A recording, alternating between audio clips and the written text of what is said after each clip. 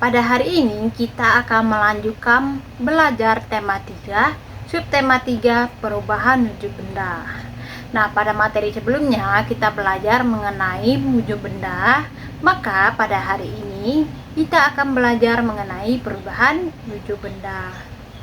Sebelum kita memasuki ke materi, di sini Ibu akan menyampaikan tujuan pembelajaran. Nah, adapun tujuan-tujuan pembelajaran yang diharapkan kalian dapat, yang pertama, dapat mengetahui pengertian dari perubahan wujud benda.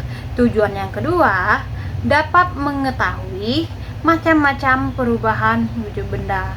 Dan yang ketiga, dapat memberikan contoh perubahan wujud benda. Baiklah anak-anak, hari ini kita akan belajar mengenai perubahan wujud benda.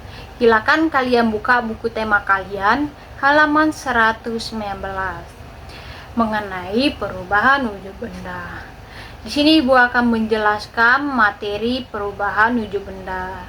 Jadi, perubahan wujud benda itu adalah peristiwa perubahan bentuk suatu benda menjadi bentuk benda lain yang berbeda.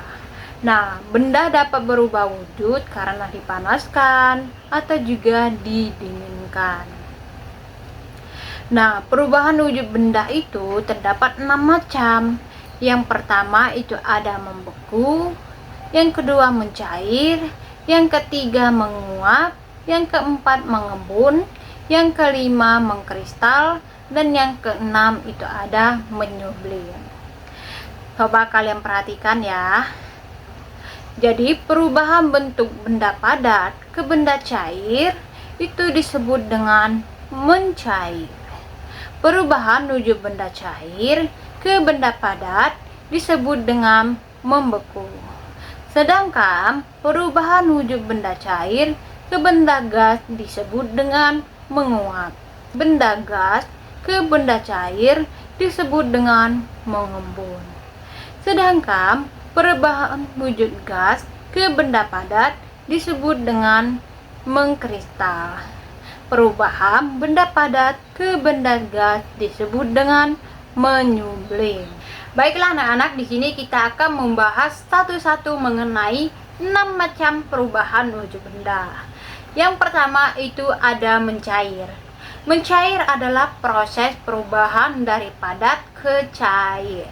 Contohnya seperti mentega. Mentega yang awalnya berbentuk padat apabila dipanaskan akan mencair. Contoh lainnya seperti es krim. Ayo, siapa di antara kalian yang menyukai es krim? Oke, suka semua ya. Nah, es krim tersebut apabila dibiarkan di ruangan yang terbuka, maka es krim tersebut akan mencair. Yang kedua, itu ada membeku.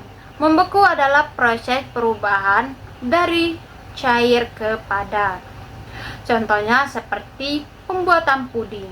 Puding yang awalnya berbentuk cair apabila didiamkan beberapa saat, maka puding tersebut akan mengeras atau membeku. Contoh lainnya seperti pembuatan es batu. Es batu yang awalnya terbuat dari air, apabila didinginkan di suhu yang dingin, maka air tersebut akan membentuk es batu atau membeku. Yang ketiga itu ada menguap. Menguap adalah proses perubahan dari cair ke gas yang disebabkan oleh panas. Contohnya seperti ketika kita memasak air. Nah, air lama-kelamaan akan mendidih dan menguap. Contoh lainnya seperti ketika kita menjemur pakaian yang basah di bawah sinar matahari. Nah, pakaian basah tersebut akan menguap karena terkena panas sinar matahari. Yang keempat itu ada mengembun. Mengembun adalah proses perubahan dari gas ke cair yang timbul karena gas di udara mendingin. Contohnya seperti ketika kita memasukkan es batu ke dalam gelas.